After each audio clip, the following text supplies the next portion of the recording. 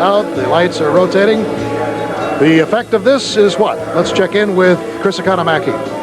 Well, the first effect is to wash Al LaQuasto out of his qualifying run. Al, the engine was running. What does an overnight wait do to a guy ready to qualify?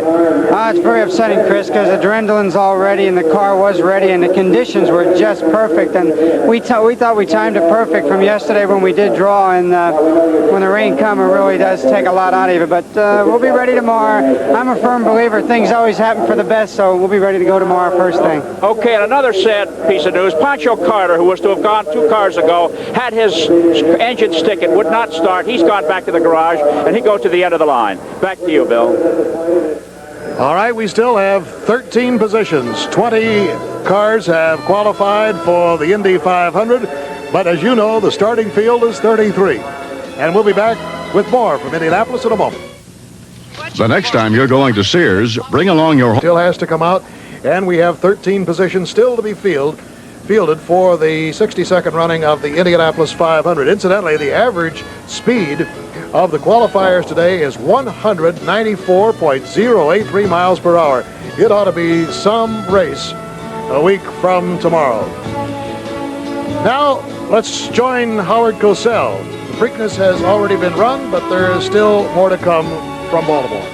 Well, as you can see, this splendid young gentleman in the wake of his newest and perhaps greatest victory, because it was a classic race, Stevie Cawthon, has been kind enough to rejoin us so that we can interrupt Wide World of Sports, but briefly, and have Stevie and Eddie rerun the 103rd Preakness for you, each of them giving you his analysis.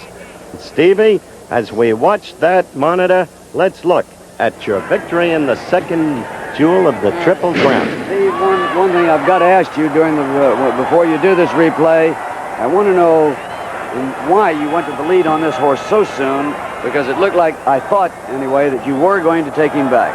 Well, there really wasn't that much speed in the race. I thought if Believe It wanted to go to the lead or something like that, but no speed really showed up. Did you know how fast they were going about? I knew they were going slow, and around this turn, this horse is starting to get out, so I decided to go on and get to the rail and try to slow the pace down a little. And so I went on. Which you did a great job of doing, by the way. You went the first 3/4 mile 11 and 2, which is pretty slow. Thank you. So when he straightens out on the backside, he starts pricking his ears up, and he's just gallop. He's in a big gallop, and went real nice, no problems. I just was right here. You're just having him relaxed. He's in a really nice stride, no problems whatsoever.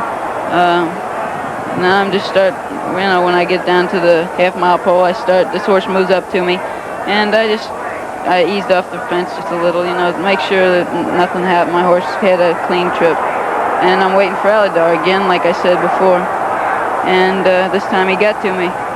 Yes, he did. I expected. But you did see him coming. I mean, you were watching for him, and here he is. Now, when you drop this horse down, he must respond like a champion. He does. He's really fires. He's a tremendous horse. Tremendous horse, you say, Stevie. If I may interject.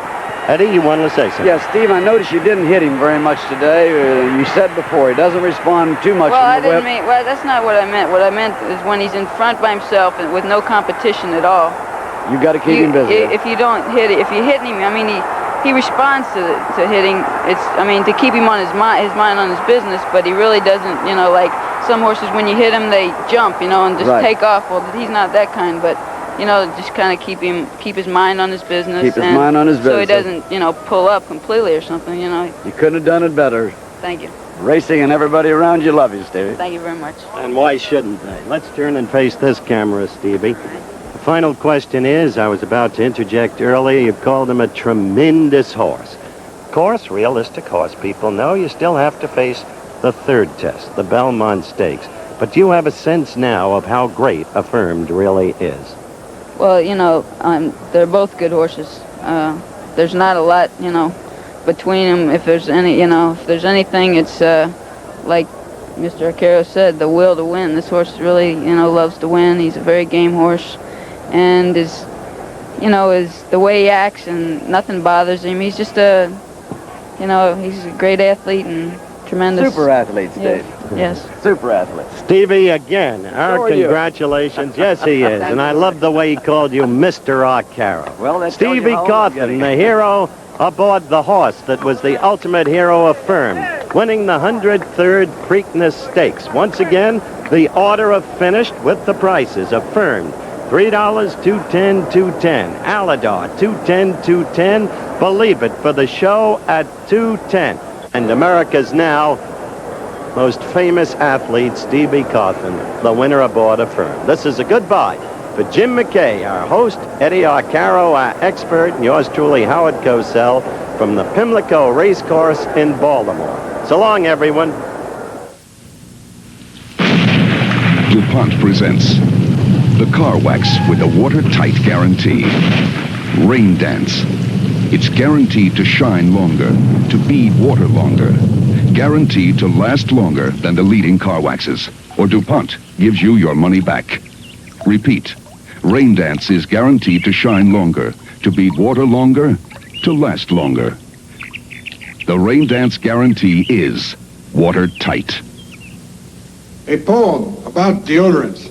Roll, roll the roll-on, all sticky and wet. Or spray your underarms. What a fog you'll get. So give me the stick, Old Spice deodorant stick. It goes right to the spot. All wet or foggy it's not. It guards against odor the whole day long. With Old Spice freshness, you cannot go wrong. So goodbye roll-on, so long spray. Old Spice stick, it's the only way.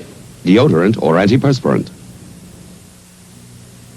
When do you say Budweiser? After doing this about 3,000 times a day. After a hard tennis match with my friend Ron. As soon as I knock this ball out of the park. When do you say Budweiser? It's everywhere. When my mother-in-law leaves town? After a long night in here. Or when you say Budweiser? Let me hear you say it, people. Budweiser! You have said it all. The best-selling truck line in America. Top Ford trucks. Top Ford Couriers. Top Ford pickups. Top Ford vans. Top four-wheelers. And top big trucks. In 1977, Ford sold more trucks than any other make in U.S. history. Ford, #1 in truck sales. Well, originally 7 hours of qualifying were set aside for today, this first qualifying day for the Indy 500. We actually got in about 2 hours because of rain delay. I mentioned earlier there was somewhat of a controversy about A.J. Foyt, who thought that he had waved off his run. However, the rules specifically state that a driver cannot wave off his run. It has to come from the crew located at the beginning of pit row. Pat Vidan took his orders from the crew, and even though you see A.J. Foyt frantically waving his hand on a wave-off because he wasn't getting the proper boost, it didn't make any difference. The green flag had come from the crew, and that's what Pat Vidan had taken. But to get a further explanation on it, let's join Chris Economaki. I'm here with Chief Steward Tom Binford. Tom, it's been a hectic first day of qualifying for everyone. The A.J. Foyt issue is still being talked about. What are the mechanics of that type of thing? How has a car started on its qualifying run? Well, the responsibility for starting a qualifying run is the crew chief of the car that's on the track. He waves a green flag, and we respond to that. If he doesn't wave a green flag, it's not an attempt. But if he does wave it, it is an attempt. And that's what happened with A.J. His crew waved the green flag, so it became an attempt. Pat Vidan followed that clue. We do not start them on the run. They start themselves. Well, A.J. said that he didn't have a radio, and maybe if he had, he could have told his crew not to do that. It's too bad. It is very unfortunate for A.J., but I give him a lot of credit. He understands that he made a mistake, and he isn't trying to blame anybody else. Well, A.J. will be back out tomorrow in his backup car, and we may see some fast running from the four-time winner. Back to you, Bill. I have a feeling, as a matter of fact, we're going to see some very fast running from A.J. Foyt. The track is officially closed for today, but we do have 20 qualifiers, and here is the way they have been set. The 20 qualifiers, Tom Sneva, Danny Ongaias, and Rick Mears, will be our first row. And it's the first time in history we've had a 200-mile-an-hour average. Then, the second row, Rutherford, Al Unser, and Gordon Johncock. In rows 3 and 4, Wally Dolan, Mike Hiss, and Mario Andretti's car. Johnny Parsons, then Larry Dixon, Dick Simon, and Roger McCluskey. 5 and 6, Sheldon Kinzer, Steve Krisseloff, Tom Bagley, the rookie. Then Janet Guthrie on the inside of row 6, Spike Gelhausen and Johnny Mailer.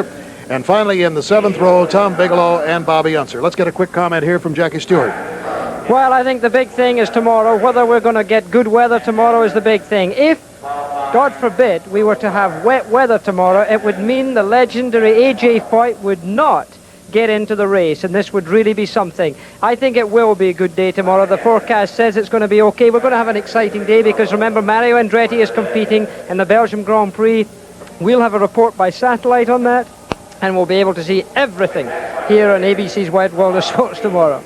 Yes, it could be a most exciting day because, as we mentioned, there have to be 13 positions filled tomorrow for the 33-car field. Incidentally, don't forget, on the West Coast, the last hour of qualifying will be from 4:30 to 5:30 tomorrow. And, of course, from in New York, it'll be 6 to 7 o'clock. Travel arrangements made through it, a promotional fee paid by United Airlines. United built the largest airline in the free world around you.